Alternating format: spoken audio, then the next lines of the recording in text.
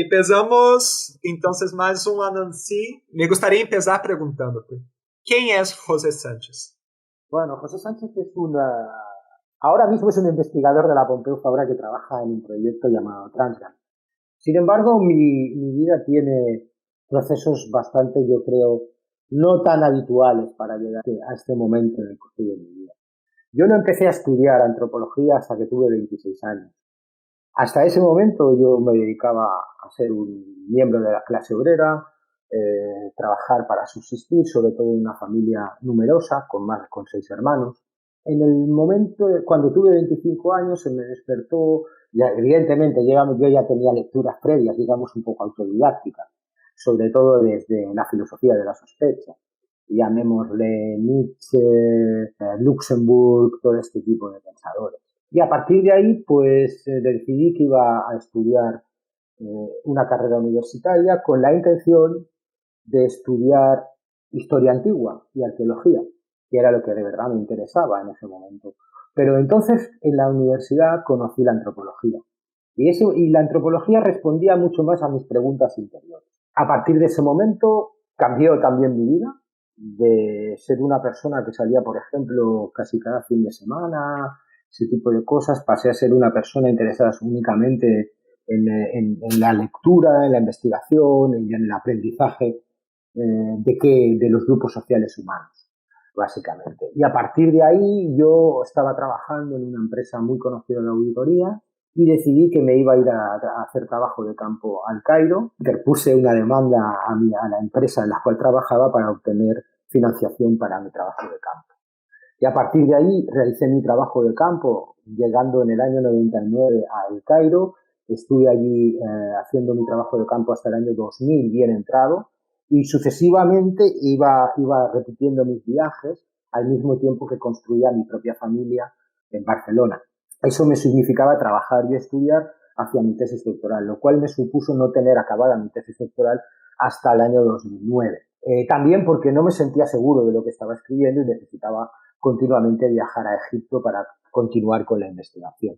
Y ahora conocí a Carles Feixa, que me dio la oportunidad de participar en el proyecto Jenin sobre los movimientos sociales de 11M, aportando mi perspectiva sobre el mundo árabe, que es el mundo que me apasiona desde el primer momento que llegué ahí. Es el mundo que realmente me apasiona, realmente porque no lo entiendo muy bien y quiero conocerlo bien, porque desde mi punto de vista tienen una concepción del mundo y de la persona y del colectivo y de lo comunal y también una cosmovisión absolutamente diferente del mundo occidental, me ha llevado a trabajar desde los estudios postcoloniales o decoloniales en estos momentos, que también me parecen interesantes aplicables a la investigación que estamos realizando ahora con el proyecto Transgan. Una cosa que me parece interesante de lo que dices es la entrada tarde a la universidad, tardía para los parámetros actuales, ¿no? Sí. Y ubicarse desde esa origen obrera de una familia expandida y cómo conecta ese origen a lo que te apasiona hoy. ¿Cómo lo conecto? Evidentemente mi mirada sobre el mundo tiene que ver con una mirada de clase.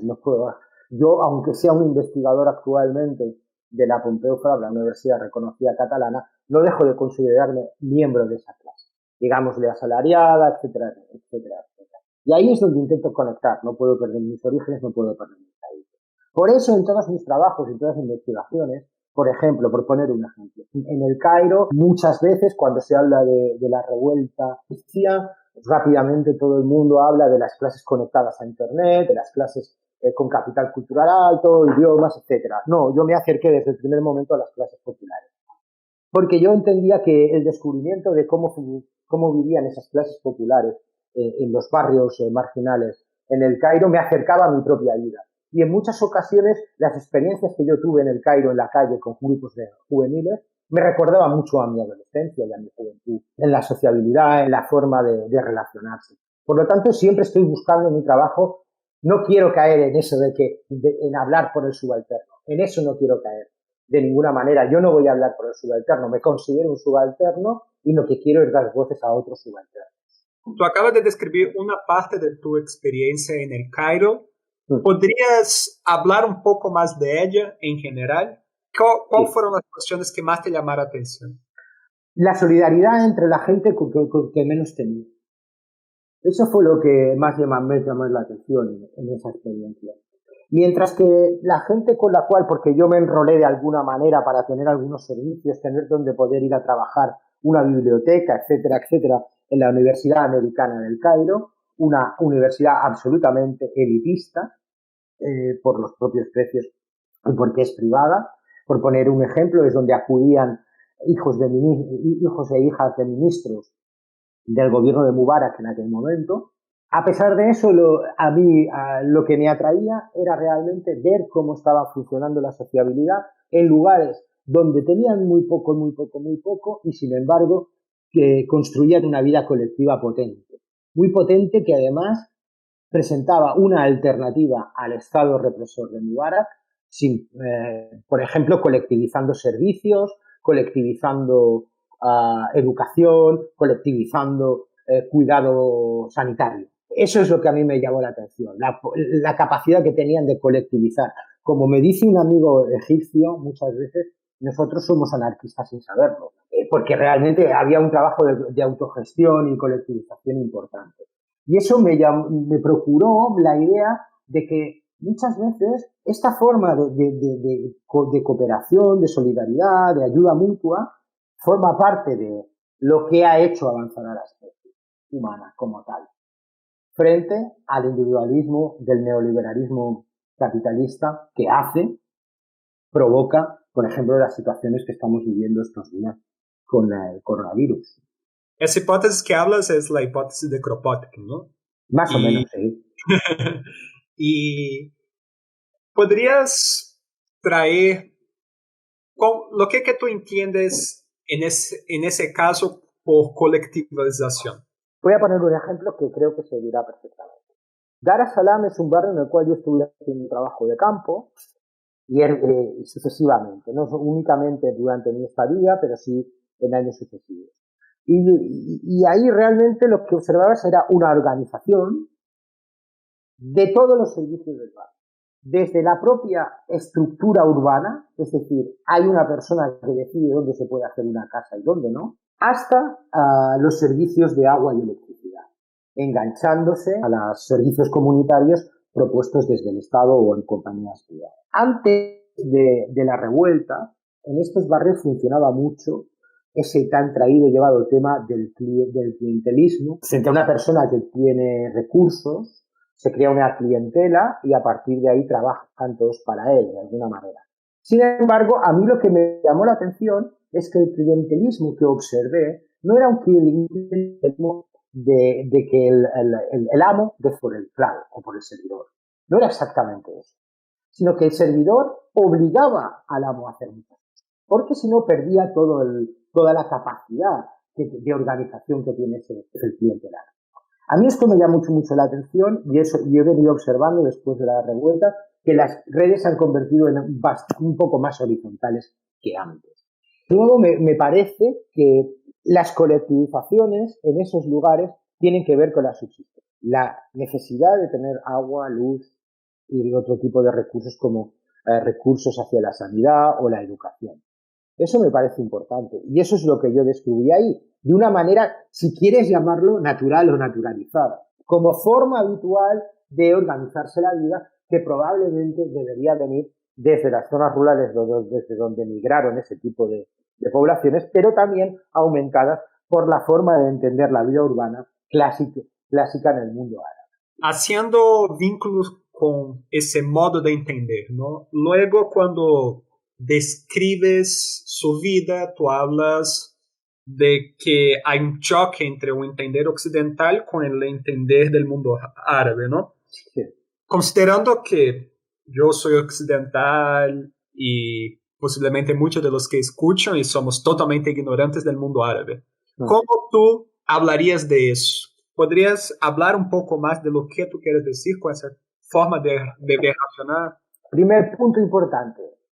Desde el punto de vista de la sociabilidad árabe y del imaginario árabe, el Islam no es una religión, es una forma de vida que hay que demostrar en el día a día. Esos valores se han de demostrar diariamente, cotidianamente. No es algo que se reserva para el mundo privado de la familia ni el mundo privado tal y como propone el laicismo europeo. A mí eso me parece que rompe la idea y la dicotomía entre lo religioso y lo secular propia de la modernidad, muy claramente, porque obliga a una forma de comportamiento, digamos, ético, impulsado desde el mundo de lo religioso, basado en valores, yo entiendo, fundamentales para la vida comunitaria, como son la solidaridad, la cooperación, la hospitalidad. Es verdad que en el mundo musulmán la familia ha adquirido un peso y un papel importantísimo, importantísimo. Y es la familia la que articula todo este tipo de solidaridades. Familia en sentido extenso. Esa es otra diferencia con nuestra forma de entender el parentesco. Nosotros entendemos el parentesco básicamente con sanguíneos y afines. Sin embargo, en el mundo musulmán, cualquier persona que forma parte del barrio, incluso que vive en un mismo, la gente que vive en un mismo edificio o en una misma comunidad, en una misma calle, se consideran familia y al final se ayudan los unos a los otros mutuamente. Eso que parecería que no viene vinculado con el mundo de lo religioso, porque en otros lugares también lo podemos encontrar, aunque también puede ser vinculado a otras formas de entender la fe, me parece que es importante porque impone unos valores sociales que se oponen a los valores sociales imperantes en el mundo occidental, basados en el individualismo, la eficacia, etc. Algunas personas, y uno ve mucho desde la exposición mediática que hacen en el mundo árabe, podrían relacionar eso con un cierto primitivismo o la idea de que las libertades individuales son cerceadas en nombre de valores tradicionales, el rol de la mamá, etc. ¿Cómo que tú, desde tu vivencia, desde tu estudio, interiorización de ciertas cuestiones, de esa forma de pensar, respondería a esas personas, a esa imagen tradicional? Hay, primero, lo importante, la tradición en el mundo árabe significa, bueno, no olvidemos el pasado para construir en el presente.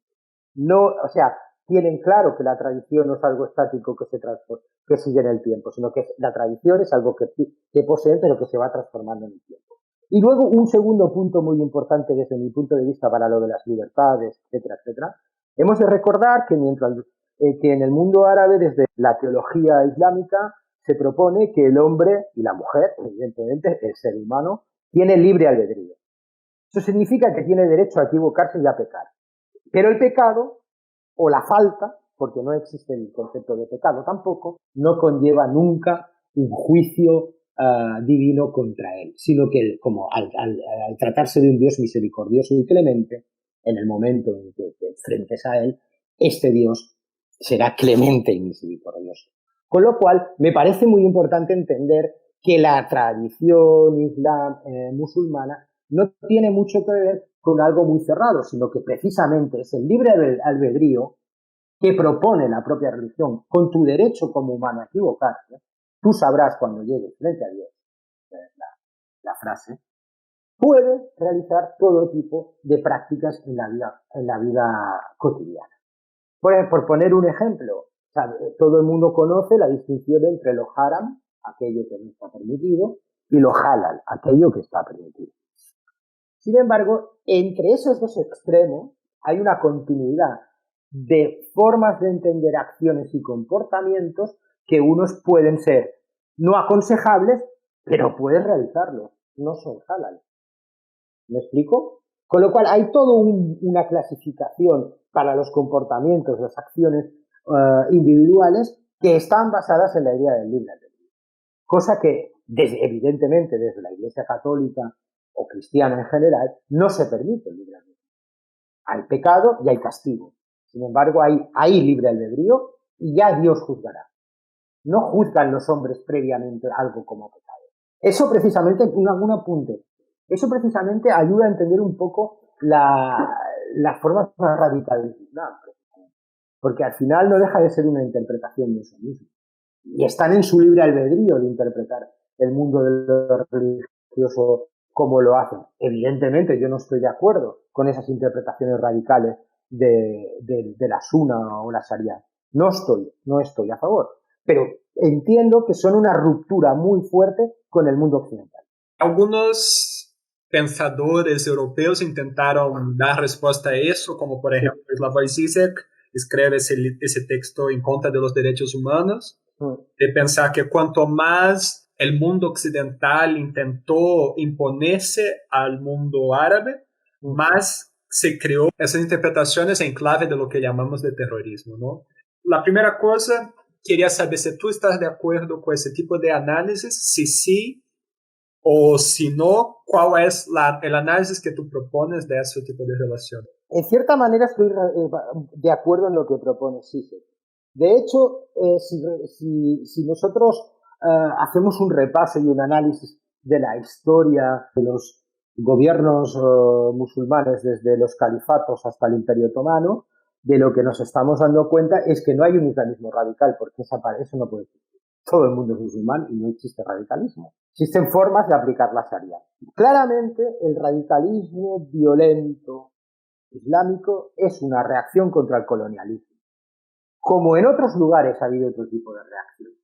Una de las cosas que durante mucho tiempo anda reivindicando tanto el Estado Islámico como también otros pensadores no radicales islámicos es la idea de que la imposición de fronteras con el Tratado Sykes-Picot ha provocado toda esta cosa. Por lo tanto, de alguna manera, el mundo musulmán en este radicalismo es una reacción frente al colonialismo que se ha producido en la zona. Antes no existía eso. Antes no existía ese tipo de formas violentas de entender el Islam. Efectivamente había radicales, efectivamente.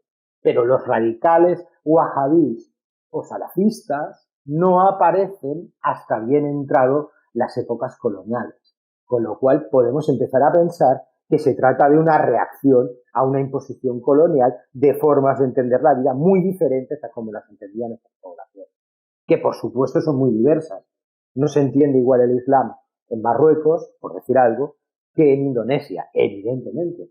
Sin embargo, las formas radicales tienen que ver con esto, con una transformación del mundo social venido desde la modernidad, impuesta desde el colonialismo, que ha colonizado a la persona, al ser, ha colonizado el saber también y ha colonizado el poder. Y fíjate bien que donde más activos están este tipo de grupos radicales es precisamente en países musulmanes. Porque lo que entienden es que los gobernantes son coloniales todavía, porque siguen los juegos de la modernidad. Por poner un ejemplo, en Egipto la misma ley que hoy día condena como terrorista a activistas de todo tipo es la misma ley que utilizaba el protectorado británico para acabar con los nacionalistas egipcios. Hay una continuidad en el poder colonial, hay una continuidad desde el poder colonial en una forma de entender el mundo, de entender la cultura, de entender el mundo social, de aquello que es positivo o negativo. Evidentemente, yo no estoy diciendo que la otra parte no tenga cuestiones negativas, es evidentemente, por ejemplo, el trato de la mujer. Pero eso sería otro tema, porque el trato de la mujer también lo podríamos pensar en nuestras sociedades occidentales, donde el machismo y el patriarcalismo no está acabado, ni mucho menos. Es verdad que ahí es exacerbado en muchos lugares y en muchas clases, pero me parece interesante destacar esa idea. La aparición de islam radicales o formas de entender el islam radical tiene que ver con la imposición de formas coloniales de gobierno, de colonialidad del ser, del poder y del saber. No nos vamos a detener a la cuestión de la discusión de la mujer. Creo que hay personas muy legitimadas que están haciendo este debate.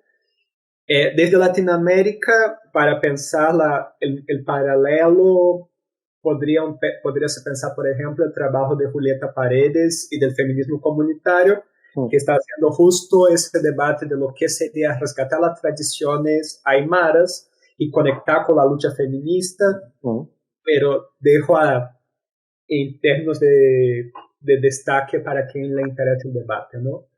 En términos de lo que tú estás hablando ahora, solo trabajando nuevamente desde la ignorancia, ¿no?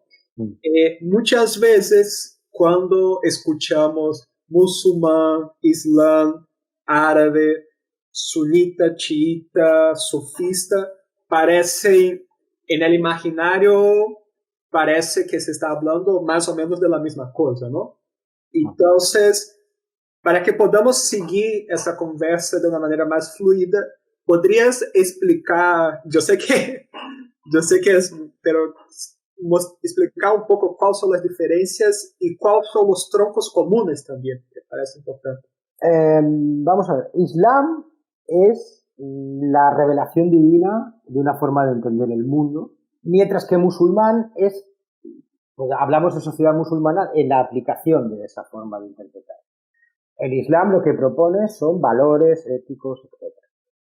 Segundo punto, no tiene, como he dicho antes, Islam no es igual a árabe, ni musulmán no es igual a árabe. Tenemos musulmanes norteamericanos, con una tradición larga, que tienen su forma de entender el Islam. Esa forma de entender el Islam se produce en comunidad local. Ese fue el éxito, por ejemplo, de las conversiones masivas durante las primeras siglos del Islam, porque permitía que los animistas africanos entendieran su religión en el conjunto del Islam. Y ahora vamos a cada una de las cuestiones que has planteado sobre sunitas, chiitas. Sunita y chiita es una división política. Se trata de una división política sobre qué hacer con el gobierno una vez muerto el profeta. Para unos debía ser la propia familia del profeta, en herencia, digamos, consanguínea, la que debería seguir gobernando. Y esa es la orientación chiita, curiosamente. Porque en realidad lo que ocurre es que al faltar la persona que los musulmanes que entendían la transmisión del poder de esa manera era la adecuada, que era el yerno del profeta, Ali, murió en la batalla de Karbala, en Irak, entendieron que a partir de ese momento el imanato divino estaría oculto. No, hasta que no volviera el Mahdi no se podría recomponer eso. Y a partir de ese momento los chiíes se convierten básicamente en una forma de entender el Islam, si quieres republicana, si quieres republicana. Por su parte, los sunitas rápidamente decidieron que la mejor forma de transmitir el poder político era básicamente ofrecérselo al mejor de los creyentes. Decidían quién era el mejor de los creyentes y ese era el gobernador político del Islam. Sin embargo, eso se convirtió en una figura política que se ha transmitido en herencia. Con lo cual observamos hoy día, paradójicamente, a pesar de su origen, que la gobernabilidad sunita está representada hoy día mayoritariamente por monarquías, mientras que la gobernabilidad chiita está representada básicamente por la República Islámica de Irán. ¿Bien? Luego tenemos otra cosa. Todos estos les podemos llamar escrituristas, si quieres, es decir, que se fijan en la letra para llegar a la vía divina. Pero entonces en el corazón del mundo persa, especialmente, aparece toda una serie de pensadores, de filósofos, de poetas que entienden que la vía que existe otra vía para llegar a Dios que es el sufismo, es decir, de tu corazón al corazón divino, únicamente con esa conexión, vía trances o otro tipo de vida. Sin embargo, ese tipo de vías siempre han sido vistas como ciertamente bastante heréticas desde el sunismo y el chiismo. ¿Eso por qué? Porque los otros son escrituristas, mientras estos proponen un Islam de vía directa hacia la divinidad que no pasa por la escritura. Los otros aseguraban, de alguna manera, que ese conocimiento religioso solo se transmitiría por vía escritura, por vía de la escritura. Eso significa que, claro, en momentos como el siglo, 9, 10, 11 en adelante, eso quedaba en manos de especialistas. Mientras que el sufismo permitía llegar al conocimiento de Dios a personas de muy amplio bagaje y capital cultural. Una cuestión importante. En realidad, a partir de ese momento y con la aparición sobre todo del wahabismo en Arabia Saudí, es cuando se empieza a producir la idea de que debe ser un retorno a los orígenes del Islam, a volver a la organización social que había en el siglo VII. Y aquí tenemos, si bien los otros escrituristas podían ser interpretativos o no, los wahabistas son escrituristas, digamos, al pie de la letra. una interpretación literal de lo que dice el Corán. Por lo tanto, se suman ahí una tendencia que, por otra parte, la mayoría de sunitas y chiitas no comparten, porque entienden más que es una interpretación adecuada al contexto temporal histórico sobre la jurisprudencia o sobre cualquier otro tema musulmán. Con lo cual, aparecen también los salafistas, que la diferencia clara es que son un peligro importante porque los salafistas son un poco como los ultraortodoxos judíos. No aceptan la autoridad del Estado. Solo aceptan una autoridad, que es la autoridad divina. No aceptan otro tipo de autoridad. Con lo cual también ahí nos acercamos un poco a ese imaginario que hemos hablado antes en el mundo egipcio de autogestión, autocooperativa, donde los salafistas han tenido un papel importante, porque le han dejando al Estado al margen. Con lo cual, ese tipo de formas de imaginarios políticos, de organización de la vida social, que es en el fondo lo que es la política, han aparecido muy fuertemente en el Egipto. El enfoque en la capacidad interpretativa del Islam parece ser una de las grandes cuestiones que nuestro entrevistado propone, y no de casualidad propone también la canción Fire on the Mountain, que de acuerdo con él lo que le llama atención es que porque es una canción que cada vez que la escucho me permite trasladarme a mundos interiores propios. Especialmente porque no es que exista una sola versión, existe una versión de estudio, pero los Defenders son un grupo que cada vez que actúan, la canción se convierte en otra cosa y es improvisada.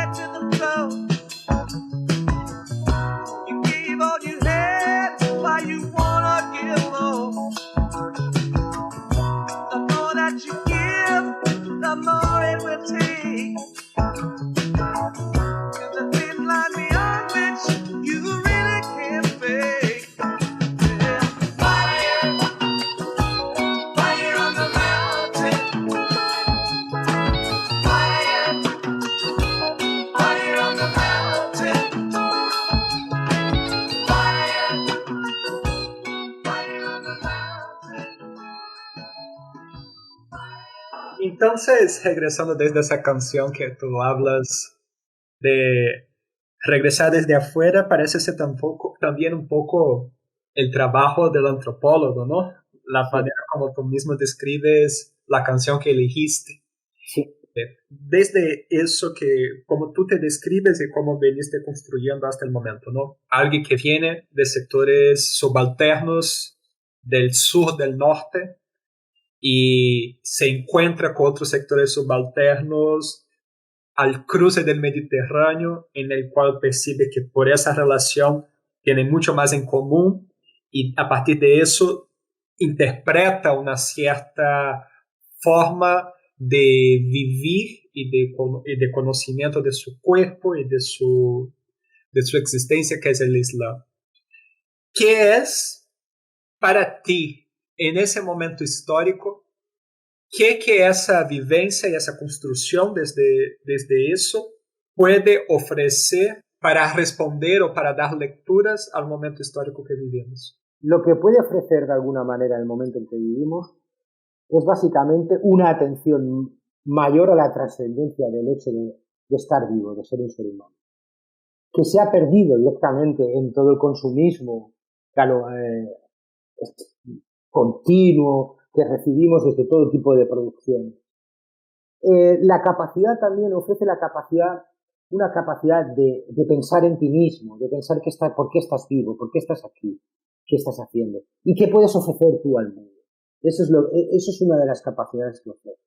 Y repito de nuevo, como valores, digamos, valores dominantes en el Islam, la solidaridad, la cooperación, el hecho de tratarse a todo el mundo como un igual, todo eso creo que es un valor que en el mundo actual tendría un camino importante.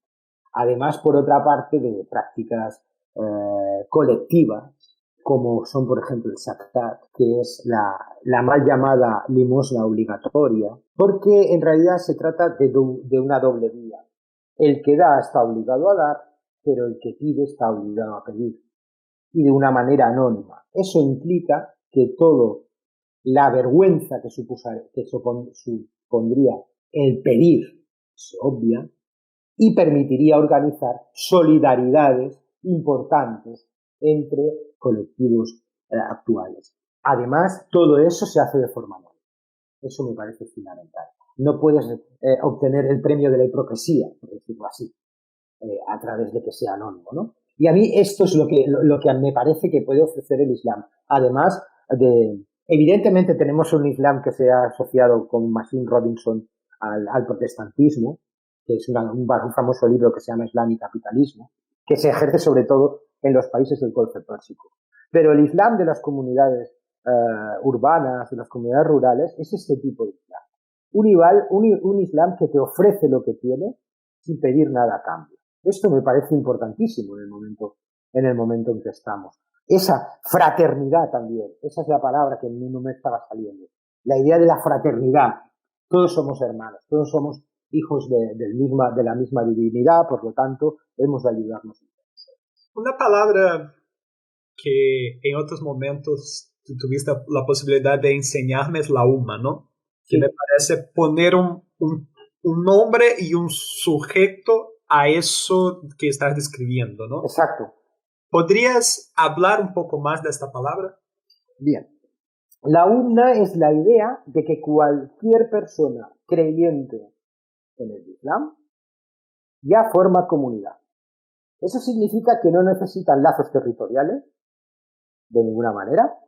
No se necesitan lazos territoriales, no se necesitan lazos nacionales para poder realizar estos actos de fraternidad, solidaridad o cooperación, sino que solamente por el hecho de ser creyente ya permite realizar este tipo de solidaridades. Con lo cual es un concepto que yo creo que es muy actual, porque el mundo actual lo primero que estamos viendo es la ruptura de las fronteras territoriales a través de los medios de las tecnologías de comunicación, etcétera, etcétera. Lo que propone la UMA es una comunidad espiritual que allí donde tú llegues en tu movimiento vas a ser acogido. Por lo tanto, es una cuestión transnacional. Pero está mal dicho que sea transnacional, porque es otra forma de pensar la comunidad. Porque no entendemos una comunidad como eso. Una comunidad es igual a eso tan viejo de una cultura, una lengua y un territorio, ¿no? De alguna manera. No, no, no. La comunidad puede estar formada de una manera diversa por personas muy diversas entre sí, que no comparten territorio, que no comparten gobierno, que no comparten absolutamente nada, excepto una cosa, la creencia en el Islam. Nada más. Y más allá de eso, de la creencia en el Islam, la idea de que solo existe un Dios y Muhammad es el profeta. A partir de ahí, todos formamos parte de la misma comunidad. Esa es la idea de umma musulmana. Por lo tanto, trasciende fronteras, trasciende absolutamente todo tipo de límites humanos, por decirlo así. Y esa es la potencialidad que tiene en estos momentos. Podríamos inventar un concepto similar para toda la humanidad, ¿no?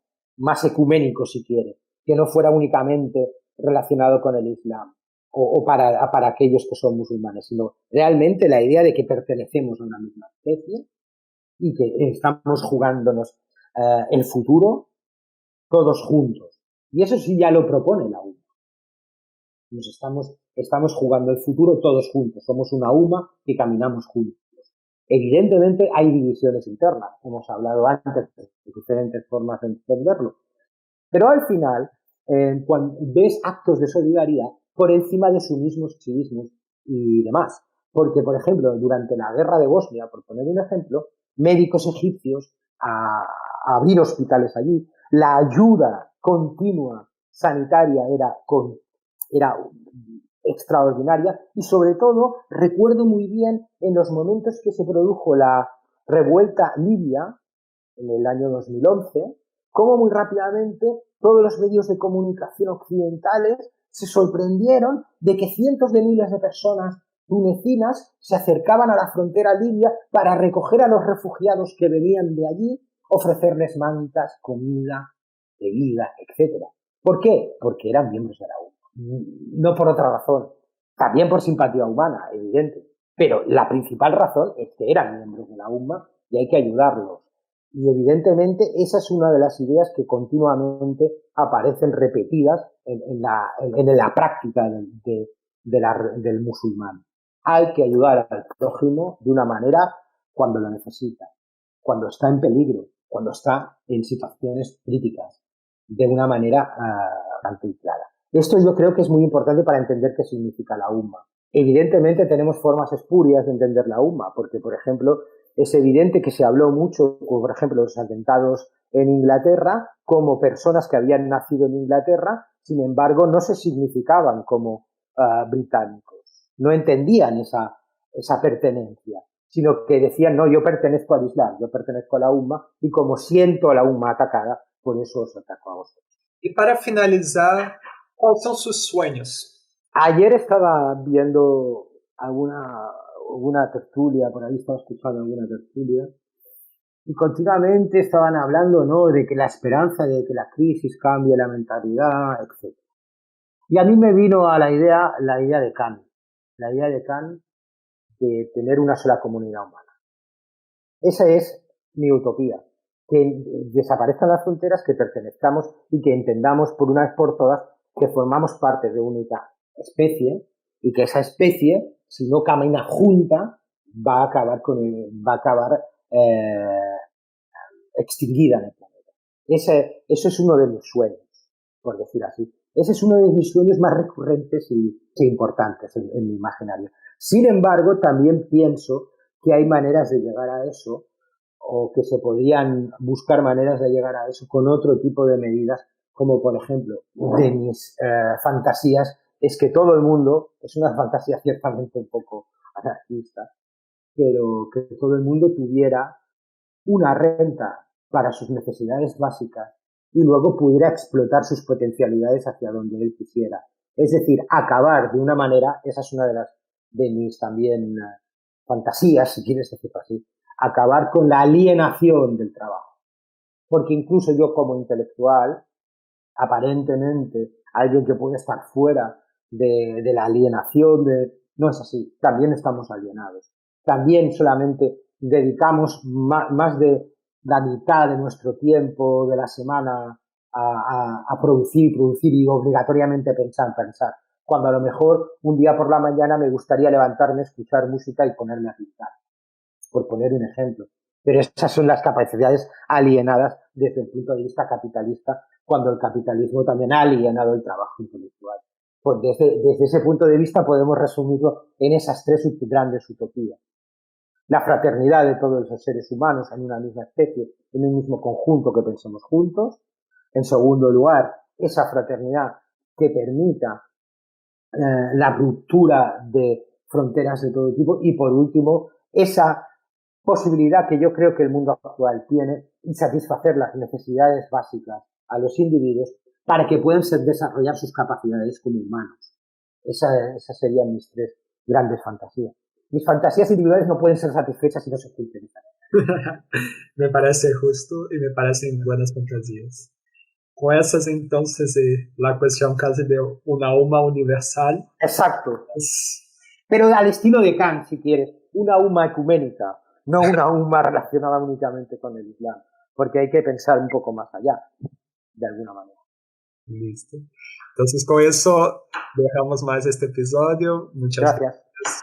Gracias, Joao. Nos vemos entonces.